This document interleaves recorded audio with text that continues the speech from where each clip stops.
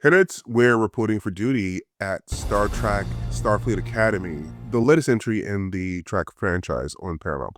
After 6 decades of hearing legendary captains and officers reminisce about their academy days, we're finally getting to see it for ourselves. 900 years in the future with a brand new class of cadets. Does Star Trek's biggest swing in years pay off? Let's find out right now.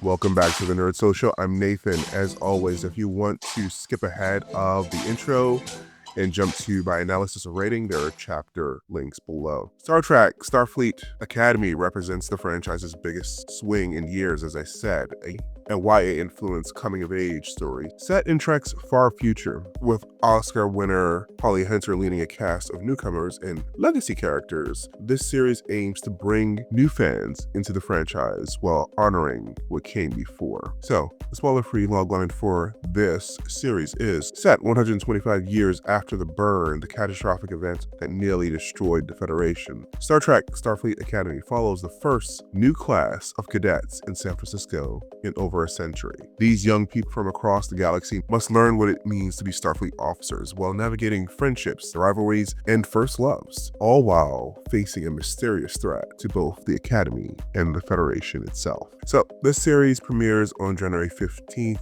2025 with 2 episodes. I actually got the first 6 episodes just before Christmas. I was actually planning to release this video last week when I was allowed to, but I've been a little bit busy and then a little bit sick. We are going to be doing weekly reviews and also breakdowns of the episodes. So this might drop on the 15th itself, and our review of the first 2 episodes will drop that day as well. The first 2 episodes are Kids These Days in beta test, at least they were when I got the screeners. They might have changed things. Subsequent episodes will be released on a weekly basis through the season finale on March 12th. The first season consists of 10 episodes, and notably, a second season has already been greenlit. You can pause the video right now to get all the dates on the screen. So this new series comes from creator Gina Yashere, who also wrote the pilot episode. Alex Kurtzman and Noga Landrew serve as showrunner, with Kurtzman directing the first 2 episodes. The writing staff includes some notable names, but perhaps most notable is Tawny Newsome, who voices Mariner on Star Trek Lower Decks. This might be the first time a Star Trek actor has served as a staff writer on a series. Veteran directors Jonathan Frakes and Olatunde Osunsami, Picture Terry was his wife, also contribute episodes. Jeff Russo, who composed for Discovery, Picard, and Strange New Worlds, provides a starring new theme. Alright, so let's get into the cast members of this show. I'm not going to go over everyone because there's a lot of people on this show. Maybe in future videos I'll mention other casters, so I'm just going to highlight the main cast members that are most important for the 6 episodes that I've seen. As I mentioned, this show is led by Holly Hunter. Hunter brings her trademark intensity and quirky energy to the role of the Academy's Chancellor and Captain of the USS Athena. She's half Lanthanite, the same long-lived species as Pelia from Strange New Worlds, which means she's 422 years old, with centuries of experience to draw from. Hunter's unconventional take on a Starfleet captain, barefoot, curled up in chairs, deeply empathetic, is unlike anything we've seen in Trek. Holly Hunter, of course, is known for The Piano, Broadcast News, and The Incredibles.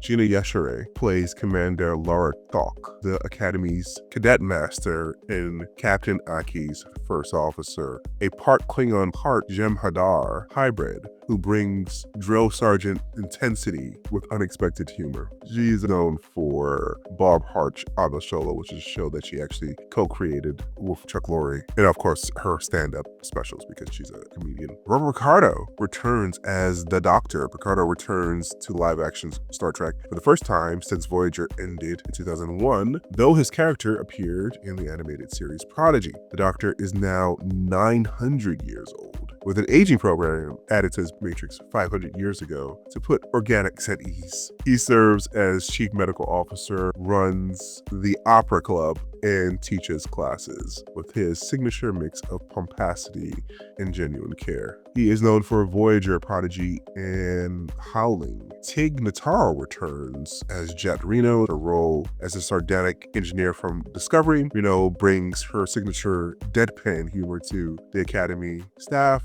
and her scenes often provide welcome levity. Known for Discovery, One Mississippi, and of course, her stand-up specials. She's also a stand-up comedian. All right, on to the Cadets. Sandra Rosta plays Caleb Meir. Rosta plays our central cadets, a human orphan with a complicated past and a deep distrust of Starfleet. He's the audience surrogate, someone who doesn't buy into Federation idealism and has to be convinced. His mother was separated from him as a child, and finding her drives much of his art. Rosta was actually acting in school at Oxford when he was, for the most part, holds his own against these veteran performers. Kareem Dion plays Jaden Krog. Dion plays a Klingon who wants to be a doctor, not a warrior, an inversion of the usual characters. When asked why he doesn't yearn for valiant death in battle, responds, because I yearn for valiant life. He consulted with Michael Dorn and Doug Jones about performing in prosthetics, and it shows. He's pretty good, although I feel like he's trying to put on a deeper voice. It's necessary. We've had lots of Klingons without very deep voices like Worf, so I'm not sure if it's necessary. He might damage his voice over long term. We'll see how that shakes up. That all being said, Craig, I think, is pretty the heart of the Cadet Assembly, and he's at the center of one of my favorite episodes. Brooks plays Sam, or Series Assimilation Mill. Brooks plays the first Quaiskin. I'm probably going to get some of these new alien names wrong. A photonic being from the planet Quask to attend the Academy. Sam has only existed for 4 months, but is programmed to feel 17. She provides both comic relief and genuine pathos as she navigates what it means to be real and whether she truly fits in among organic beings. Her interactions with the Doctor, another photonic life form, are particularly interesting.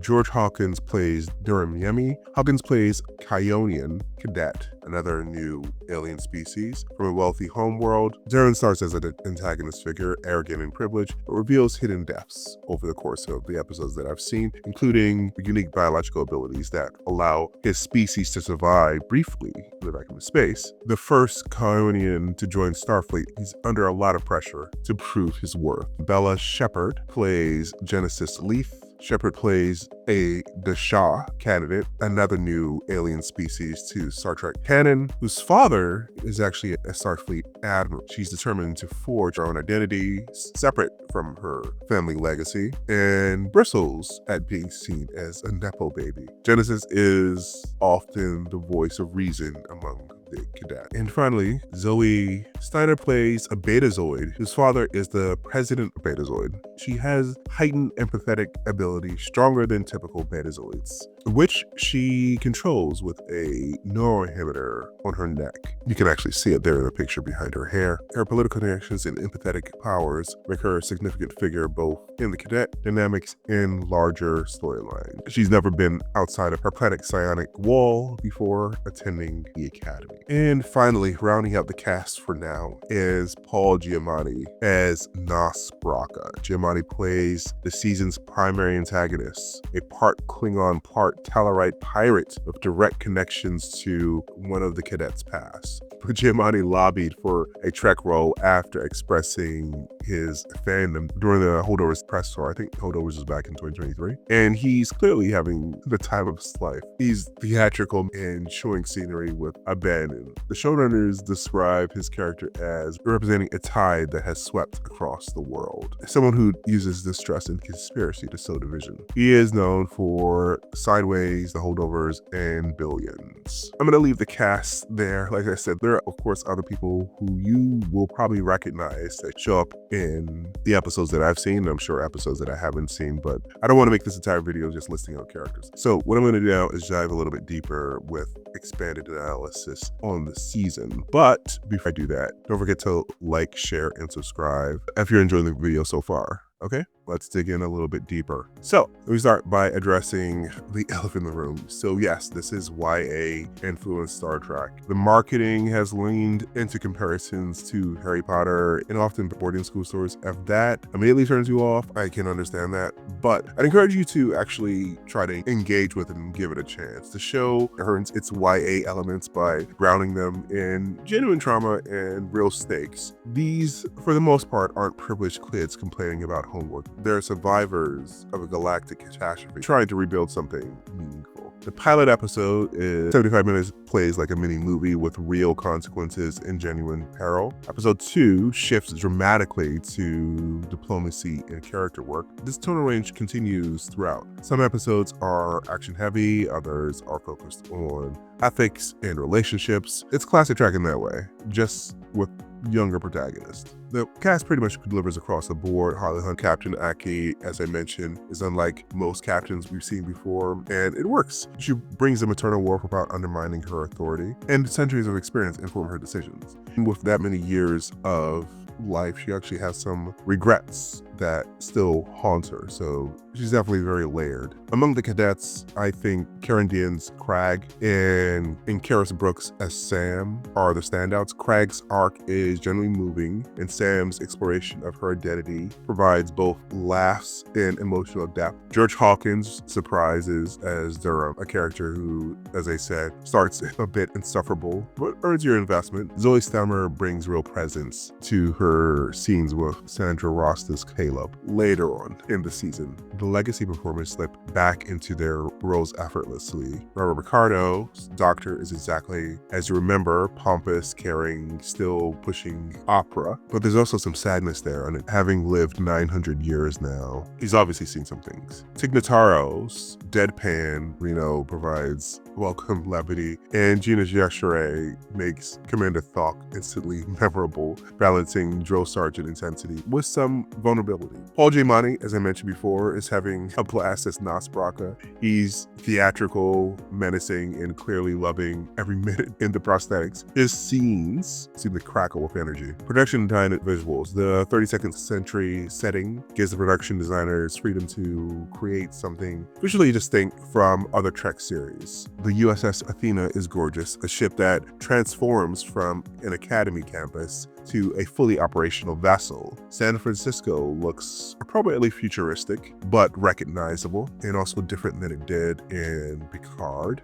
The visual effects are mostly strong, though some of the wider shots definitely look like clear CG. The action sequences are actually well choreographed and easy to follow. Jeff Russo's score complements the modern, youthful energy while still feeling like Trek. Speaking to the story structure, based on the 6 episodes I've seen, the season balances episodic storytelling with serialized arcs effectively. Each episode has its own dilemma or challenge, whether that's a pirate attack, diplomatic negotiations, personal exploration, or ethical questions, while the larger mysteries build in the background. The show focuses on Caleb's journey as an entry point, but gives each cadet some meaningful development. By the end of episode 6, I cared about, or at least was curious about, all of the kids. Even Durham, who starts off as an antagonist, I do think that Genesis should get more to do, and maybe she will in the episodes that I haven't seen. The show also handles its legacy characters very well. The Doctor, Jet Reno, and Admiral Vance all feel integrated rather than tacked on. Right now, my favorite standalone episodes in the vein of old school episodic Trek are episodes 4 and 5. However, I'm finding the DS9 type arc with antagonist Paul Giamatti as Nas Baraka interesting as well. My one structural concern, the season is